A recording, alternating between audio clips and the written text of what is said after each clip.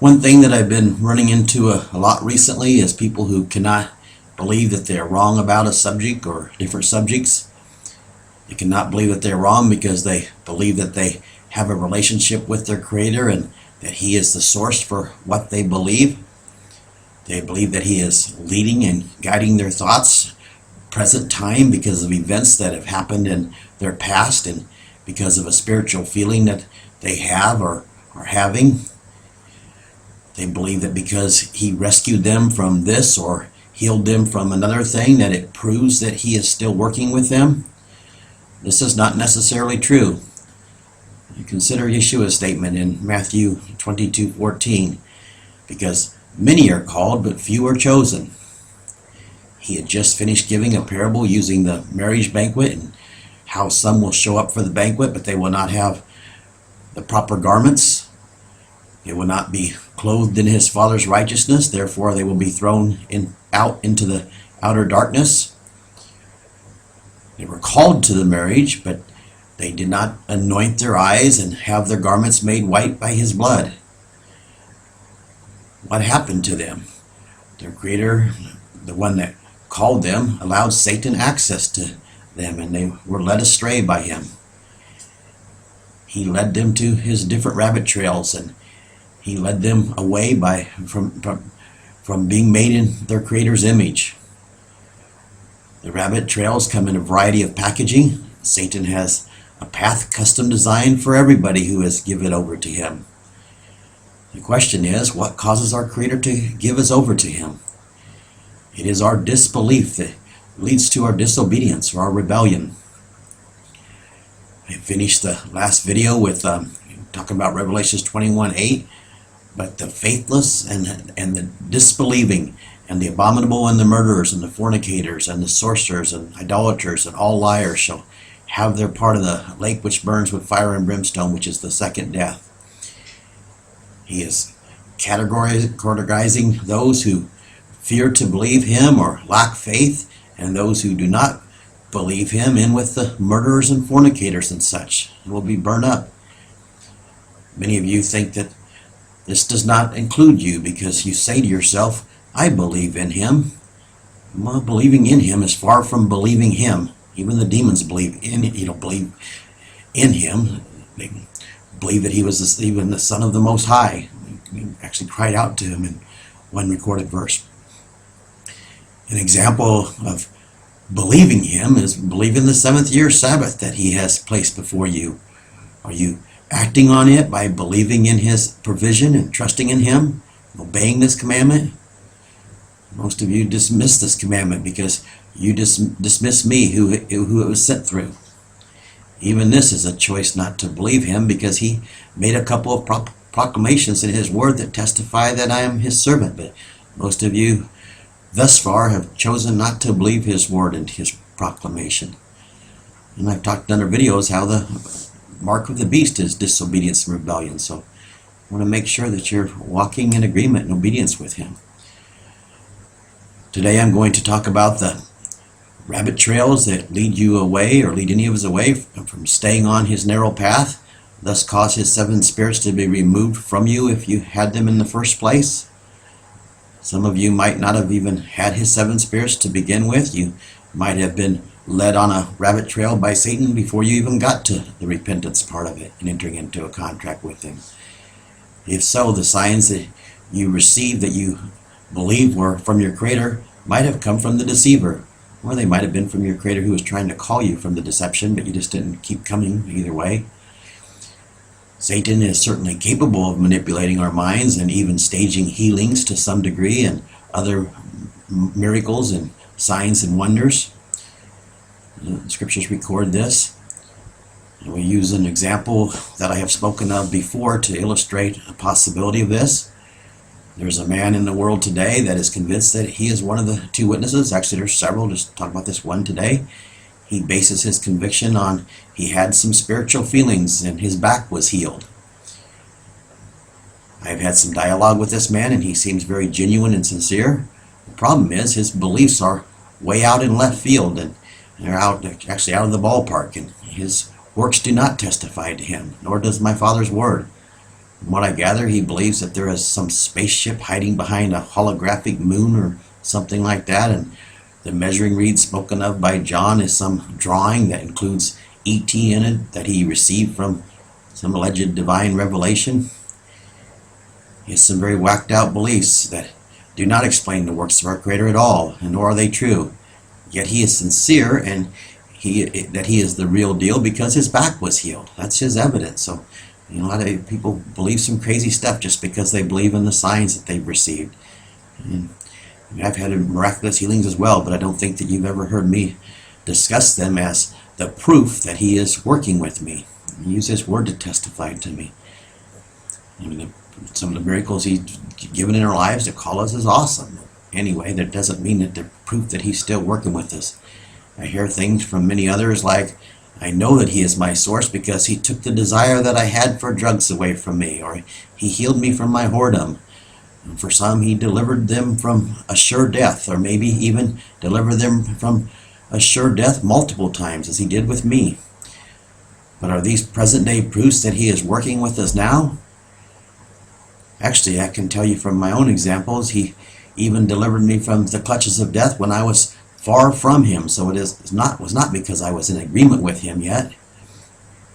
I was deep in the pagan deception still and living a self-fulfilling life when he healed me on more than one occasion and rescued me. He does these things to call us to him, to call us out of the deceptions. And he might see something he's going to be able to work with in the future. So he's protected us in different things. This does not mean that he is guiding our thoughts yet. Without a doubt, he shows us things that are true to call us, but this is far from being in a covenant relationship with him where we each, where he is guiding each of our steps by him and through his seven spirits. Many are called, but few have been chosen. It's simple to understand this. The called out ones were given truth to be called, and they had many miraculous things happen to them to call them, but they stop coming for the call. People start looking at the rabbit holes and trails, and he turns his back over to Satan to be sifted. And many can have spiritual feelings and experience healings and such as apart from being led by his seven spirits. Just look at the world of religion for the proof of what I'm saying. If any of you are buried in the Pentecostal movement, you think that you are spirit-filled. You have your spiritual experiences and you speak in tongues and such, and you have your healings. But Yeshua testifies that you do not have his Father's Spirit because he says that receiving it is conditional on keeping his Father's instructions in the book of John. And I have yet to meet any of you that are in the Pentecostal movement that are walking in his Torah. So there is an obvious contradiction. And many of you think that those who are not in your organizations and speaking in tongues like you are and such are not spirit-filled, and vice versa. They think the same about you. I could spend some time on this, but obviously there are many out there who believe with all of their being that they have his Spirit guiding them, yet his word testifies that they do not. This could include any of us, including me. Believing we have his Spirit obviously does not mean that we have it. Satan has deceived the whole world. We have to turn to our Creator's measuring rod to know if we or if others possess his seven spirits, at least that part of it that we can turn to without having his seven spirits. It actually takes his seven spirits to fully understand the measuring rod, but yet parts of it that are by his word and stuff we can certainly measure it by. Like I just used the example with the Pentecostal movement not having the Torah. Well, obviously, and the part of the measuring rod that's in plain view proves that they don't have his spirits. We just believe his word. We cannot rely on our own understanding or a spiritual feeling or a past or present miracle as the barometer. Yes, even present day miracles can be deceiving because maybe he is just showing himself strong to us so that we will come to him and obey him. Or maybe Satan sees us checking into the light, but we are still in his domain, so he stages an event or a series of events to keep us in his nets. It is key to understand why our Creator gives Satan access to us to understand all this. It is our rebellion to him, and our rebellion to him comes from chasing after rabbit trails instead of following him or even looking at the rabbit trail, as I will discuss in the story in the garden. These rabbit trails can even come from our personal or group studies of his scriptures. The tree of knowledge of good and evil was in the garden. When we rely on our own understanding or on the understanding of others and do not hearken to the counsel of our Creator, we are on a slippery slope, a dangerous slippery slope. The bottom line is it can all be traced back to disbelief. And I'm not going to go into some examples here, but I'm not going into them in detail, but it's just a matter of believing His Word. And then we start to say, well, maybe it doesn't say this, so we listen to Satan. And of course, we have to be careful with the translation errors, but we either believe him or not. I'll discuss this in a bit, how we can know that it's from him or not, the instructions. The detour comes when we try to figure out things on our own. Following him just does not work this way. When we do, our Creator gives Satan a measure of access to us. This is what happened with Eve, and Adam followed her lead down the rabbit trail.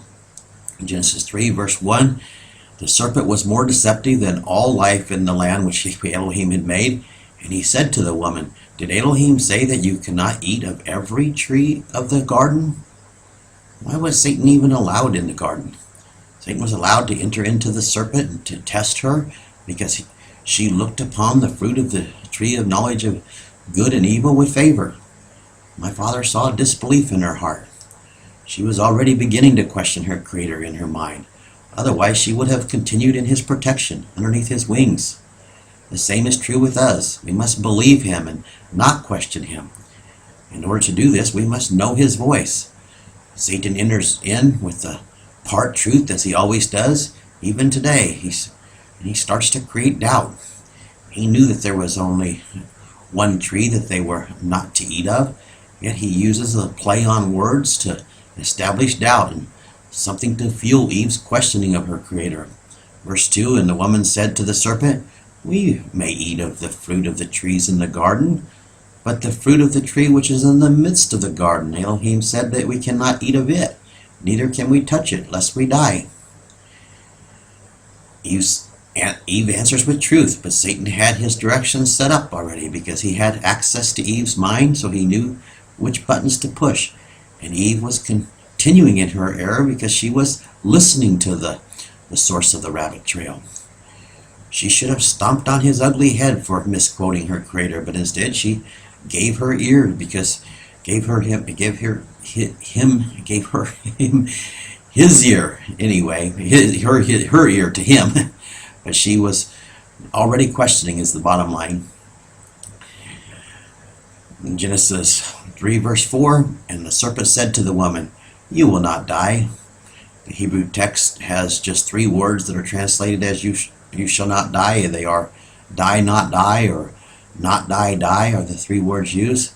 Satan was allowed to know that Elohim was not going to kill them on the spot, but that they would begin a process of dying in the flesh, and they would suffer a spiritual death because he would remove his spirit from them that would guide them into eternal life. The tree of life represents his spirits, and they were to be cut off from it if they chose right from wrong for themselves. The same is true for each of us. We must hearken to him or be cut off from his guiding spirits that allow us that and be allowed to allow us to be taught by him. And when we're cut off, we're allowed to go our own way. Nothing has changed. Verse 5, because Elohim knows that in the day that you eat of it, that your eyes will be opened and you will be like Elohim and know good and evil. Ah, the tree of knowledge, choosing from right from wrong for ourselves. How so many love the fruit thereof, and how so few like to be told right from wrong. Obviously, Eve had the ability to choose before eating the fruit, so her choice was to rebel. Verse 6, the woman saw that the tree was good for food, and that it was pleasant to the eyes, and a tree to be delighted in, to make one wise. So she took of the fruit thereof, and did eat, and gave also to her husband who was with her, and he did eat. Satan's rabbit trails are the same today, cloaked in part truths and always designed to make us wise in our own understanding. We are sitting ducks without our Creator's wings of protection, and there is only one way to dwell under His wings, and this is through walking with Him on His path. We cannot decide right from wrong for ourselves and still walk with Him. Last night I had a good question. It was, how can we know what His path is for sure? Which books are real? And with all of the translation errors and such, how can we know without studying all things, without studying all of them? This man posed a good question. Only our Creator can give the answers. Our job is to come to Him on His terms so that we can know that it is His voice.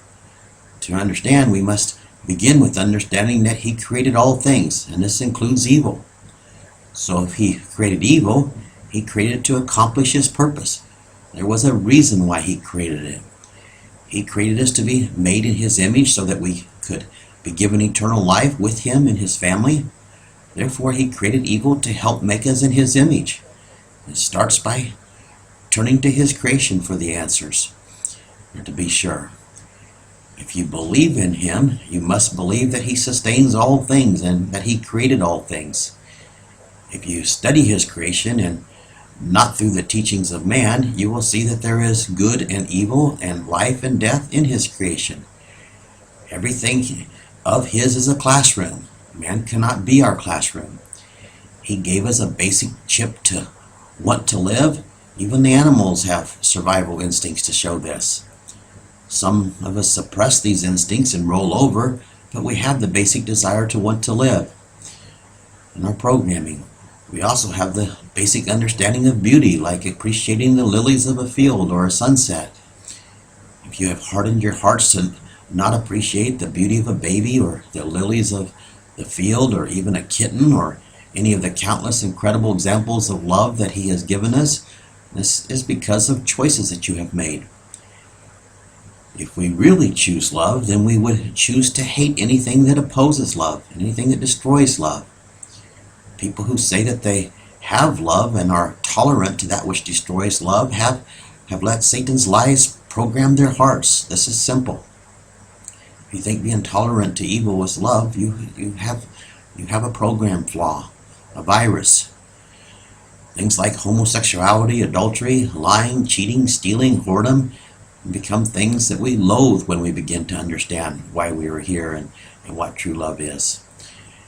As we learn what love is on His terms, we hate the evil so much that we want them to be abolished for eternity. It becomes a hunger that we want the evil purged out. Once you have this understanding, then you can discern if any instructions come from Him or not. We need to look for a set of instructions that commands us to abolish these things from our midst. Also, because when we see the love of our Creator and the beauty that He has created, we want to give our lives completely over to Him. We're His because we want to be like Him. This means that we will not want anything to oppose that which is all-powerful or Him to exist. We want it all purged out. This is what Yeshua told us to pray for, that His will, His Father's will, would be done on earth as it is in the heavens.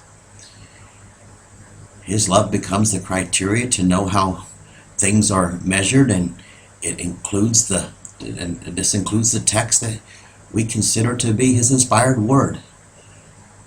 This will all point us to look for a set of instructions that demands that we would be in agreement with such an awesome, almighty Creator and want to think like He thinks. His true set of instructions would teach us that all deviations from His path will end up getting purged out and will not be allowed in His utopia. He's the master potter. He's the one building the utopia. Well, it's clear that His instructions are going to define that. It's all about the pursuit of wanting a utopia with Him. If you cannot understand the exceeding wickedness of adultery and the destruction of love that it causes, there is no place for you in His eternity, His eternal family. The same goes with other abominations that He put in our midst to teach us to hunger for His righteousness. If we understand what love is, we understand the opposite, and we want the love. We want the rest of it gone. Satan was put here for this reason as well. We were to overcome him and to learn to desire our Creator's righteousness because it is pure love. Some want to say that we do not have free will. This is insanity. They obviously do not believe their Creator, nor His Son, because His entire instruction manual is based on if we will hearken to Him and if we will choose Him and seek Him, etc. We were given life to overcome, and overcoming involves choices. We must not choose to follow the rabbit trails of Satan, not even to look in their direction. We do not need the books of men, except those which were written by His servants. In His creation, and desiring a utopia with Him will give you all that you need to determine which writings are true. And when you read something that is false, close the book. Stomp on Satan's ugly head. Most of you say, well, maybe this person knows something, or maybe they have this or that right, or maybe I can learn something from them. And I can glean understanding from them. What understanding would you want to glean from Satan? No, your eye must be single on His kingdom and on obtaining His righteousness, our Creator's kingdom and His righteousness. Do you not believe me when I say that Adam and Eve's sin was deciding right for wrong for themselves? It goes on a few verses later in verse 22, and Yahweh said, behold, man has become like me to know good and evil. What do you think that this verse is saying if it is not saying this? Since they decided to choose right from wrong for themselves and reject their Creator's counsel, He shut them off from His seven spirits and sent them out to live their lives on their own. Yes, He still provided for them. He even made their clothing after they had transgressed against Him. But they were shut off from His guiding steps unless they would return to Him. If you do not know who He is, go to His classroom and let it prove His instruction manual, and seek Him on His terms. Let me ask you to consider something. Is He going to want you and His family if you are listening to men or seeking to have men who do not have a clue who He is tell you who He is? No, He is looking for those who seek His kingdom and His righteousness and nothing else. And they come to Him for the source. I recently had a conversation with someone who is struggling with His instructions for us to stone the abominable. This is because this person cannot see the destruction of love that the abominations cause. He told me that there has to be another way. I asked him how. How can all parties learn to hate evil in a better way than having those who refuse to hearken to that which makes us pure and leads us to pure love purged out? But he reasoned, surely there is another way. I agree that I cannot imagine stoning another. It would be horrific. So my passion for not having to go through this purging out of another fuels a hunger in me to teach my family the truth and to set the example for them. It makes me want to cry out to all flesh to turn from their wickedness, so that this type of punishment would never have to be endured by one. It makes me want to be my brother's keeper. It creates a burning desire in me for my Father's will to be done here on earth so that there would be no such horrific punishment. It makes me hate the evil that would cause a stoning that much more. It is a passion for the evil of that which destroys love. You get against it and wanting it purged out. It becomes a burning desire in you when you realize how horrific it would be, even for somebody to cause another. What a lack of love for somebody to do something that would actually cause somebody else to undergo that. It's crazy, but people don't want to look at it from that way. They want to look at it from their righteousness.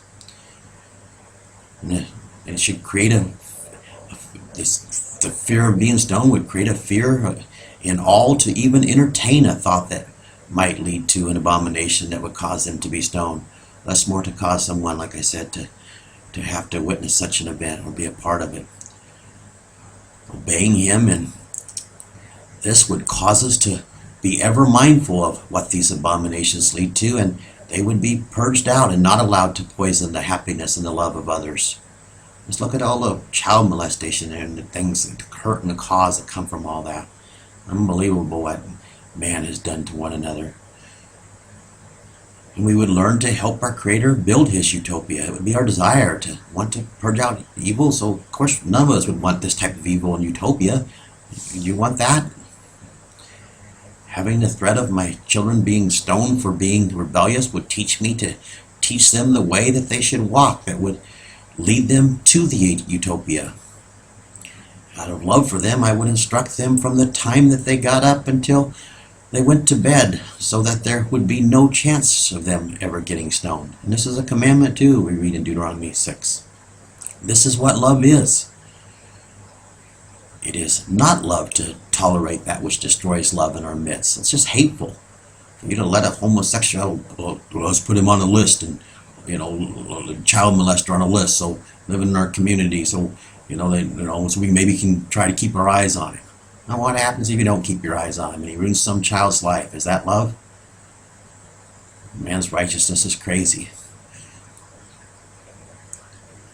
That's all it is man's self-righteousness. They believe, if they believe in tolerance, or they say, well, I guess the whole thing is, after all, none of it's perfect.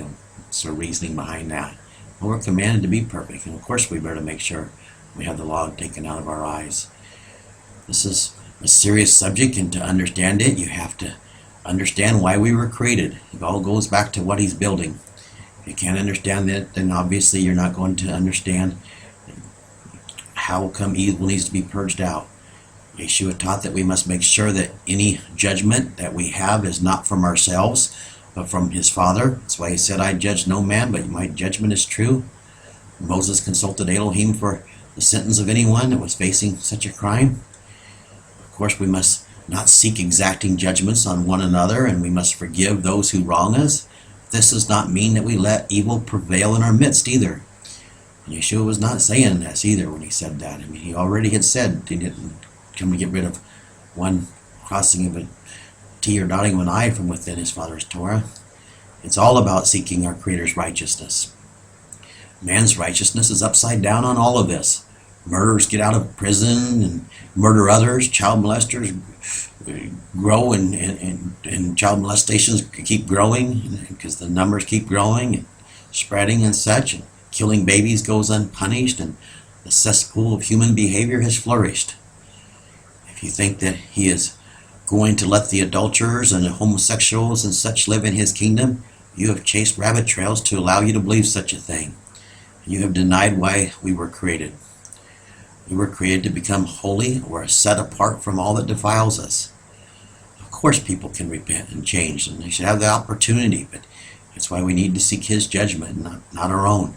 The woman that was brought before Yeshua was broken because she was inches away from being stoned, and she repented. He knew her heart. Would she have had such a heart if she was not inches away from being stoned? You tell me. I asked this person that yesterday. And of course, I think he agreed. Probably not. He told her to not do it again, and I bet that she did not. He did know her heart.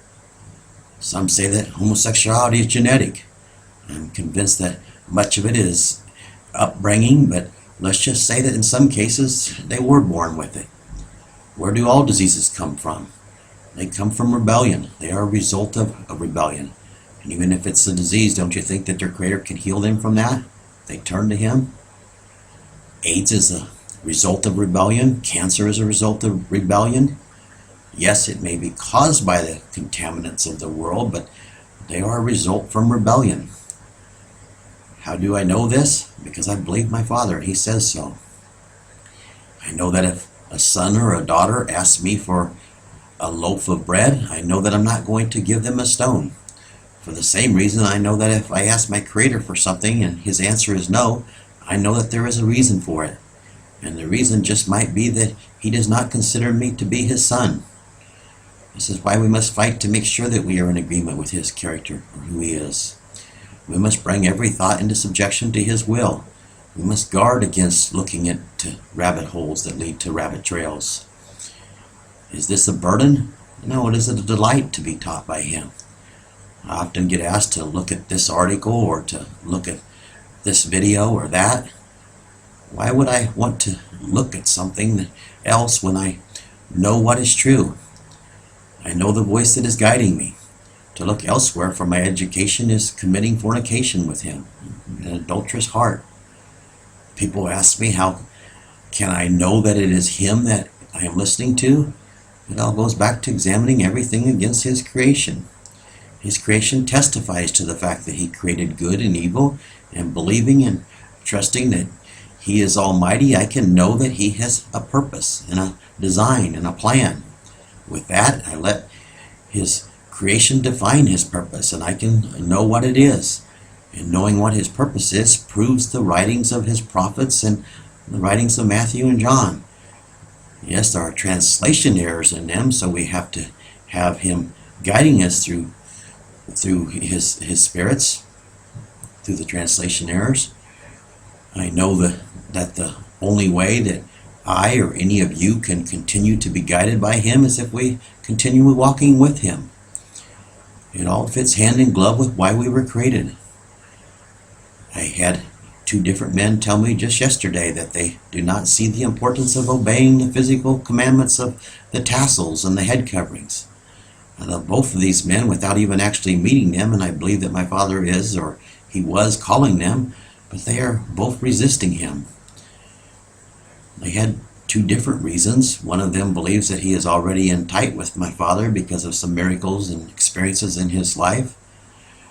And of course, with the fruit of his things that he's teaching and stuff, there's error, so it shows that he's not being led by my father's spirits.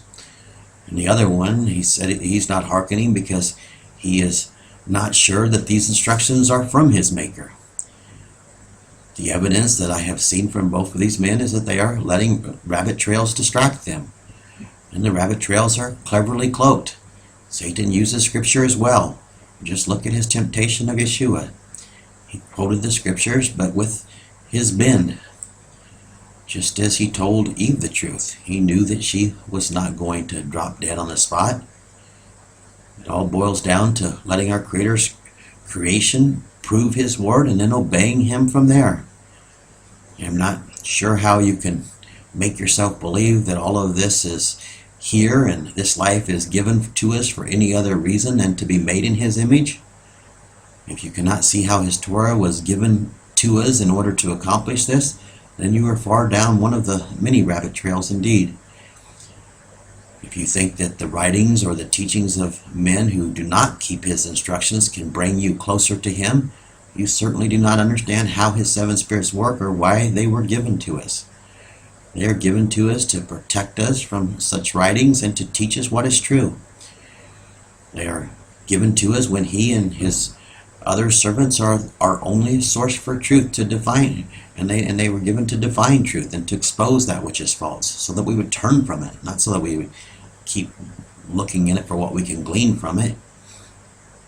His servants can be defined by the works that he has given them to do, and these works can be defined by his creation itself and what he has purposed for putting us here. His sheep hear his voice and they follow him. They do not follow another. Any other voice is a rabbit trail. His glory and his creation testify to his Torah.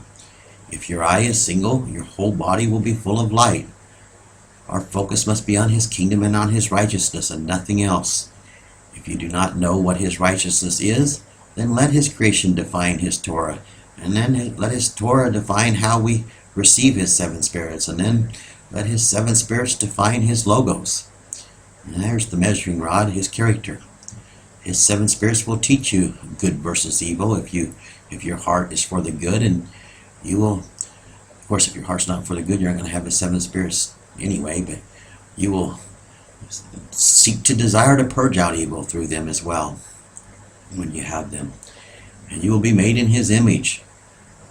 The marvel of his creation should cause each of you to fear not being a part of what he is building. I think of what eternity is going to be like with him. I mean, he's a creator. It's just going to be incredible. But few have even considered what this phenomenon that we call life is all about from his terms. And even fewer have yielded to his terms to purge out evil from our midst. Here are some examples of the rabbit trails that I've come across in the last couple of days. I ask for you to consider if it is really his 7 spirits that set us apart from everything that defiles us, is guiding you, if you are being led to prove that the flood is just a regional event instead of a global event, especially considering that his servant Moses recorded that he destroyed everything that was not on the ark. I ask you to Consider if it is his seven spirits that are guiding you, if you are trying to prove a doctrine that all will be saved, that this doctrine that came from the writings of Saul of Tarsus, especially since the writings of Moses and the other prophets prove that Saul is false. I ask you to consider if it is his spirits guiding you, if you are trying to justify not purging out evil. Actually, in doing so, you are judging your Creator by telling him that he is evil. That's right, if you are calling his method of purging it out evil, then you are calling him evil. His spirit is telling me to spend my focus on looking for the evil that is in my own eyes so that I do not need to be purged out. I suggest that you seek that spirit. Whenever I look at the teachings of men to see what they are saying, the spirit that is guiding me corrects me by asking me, what are you doing this for? What are you looking at this junk for? His spirit reminds me that they are my teacher. So, if the spirit that is guiding you tells you that you need to check out this article or that article, it is obviously a different spirit. Maybe I'm the one who is listening to the wrong spirit, you say.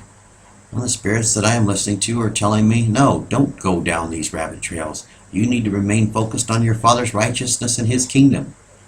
For some reason, I like my chances. Some ask, what do you do in your downtime? Don't you get bored? How can I get bored when there's so much to learn? I do not want the bread of men. What can it possibly teach me? As a matter of fact, he has issued forth the commandment through me for all of you to stop eating the bread of men. Do you think that continuing to eat of it is going to please your Creator and cause him to want you in his family? The bread of men is really the bread of Satan anyway. It all came from his deceptions. And it is all rabbit trails and dead-end rabbit holes. I don't care what kind of miraculous deliverance you have had from health problems or traffic accidents or any other supernatural intervention that you have had in your life. If you're on a different path than his, you are not being led by his seven spirits. No matter if you think you are or believe you are or have a feeling that you are not.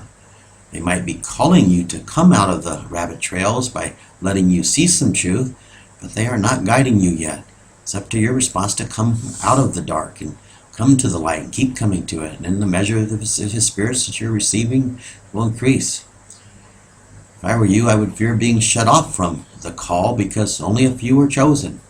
You're staying in your rabbit trails, you're living on some pretty dangerous grounds. All other paths are simply Satan's schemes to keep your focus off of being made in your Creator's image. All other paths lead to the lake of fire. May each of your eyes be single on his righteousness and on his kingdom going forward, and may you stop following the rabbit trails. They are unclean anyway.